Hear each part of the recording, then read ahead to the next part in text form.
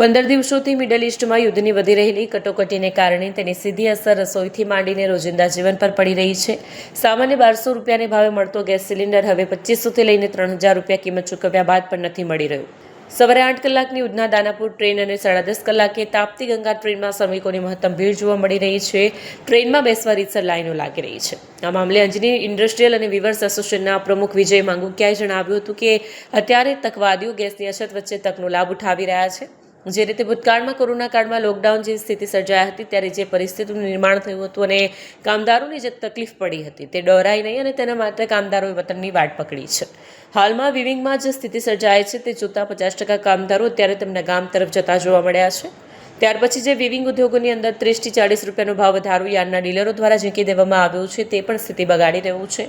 Weavers પણ વિચારી રહ્યા છે કે કારખાના કેવી રીતે ચલાવવા. વિજય માંગુકિયા.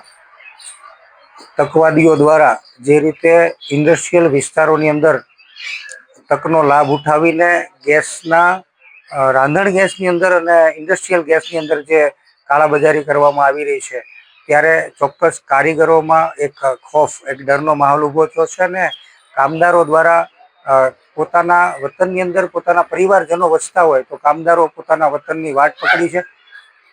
ઉપરાંત જે રીતે વિવિંગ ઉદ્યોગની અંદર વિવર્સો અને પડતા ઉપર પાટું છે 30 થી 40 રૂપિયા જે ભાવ વધારો આપી અને યાર્નના પ્રતિ કિલો યાર્નની જે ખરીદી કરવી પડે છે એ સ્થિતિનું પણ નિર્માણ થયું છે. અને લોકડાઉન દરમિયાન જે કારીગરોને મુશ્કેલી વેઠવી પડી હતી એ મુશ્કેલી ફરી વખત ન વેઠવી પડે એવું વિચારીને કામદારો જ્યારે વતનમાં જઈ રહ્યા છે ત્યારે ઇન્ડસ્ટ્રીઝ બંધ થવા તરફ આગળ વધી રહી છે. ત્યારે તંત્રને અને સરકારશ્રીને હું વિનંતી કરું છું કે આમાંથી ઉગારી લેવા અને ઇન્ડસ્ટ્રીઝ એન કેન પ્રકારે ઇન્ડસ્ટ્રીઝ ચાલુ રહે એવો અમારો ભાવ છે, અમારો પ્રયાસ છે.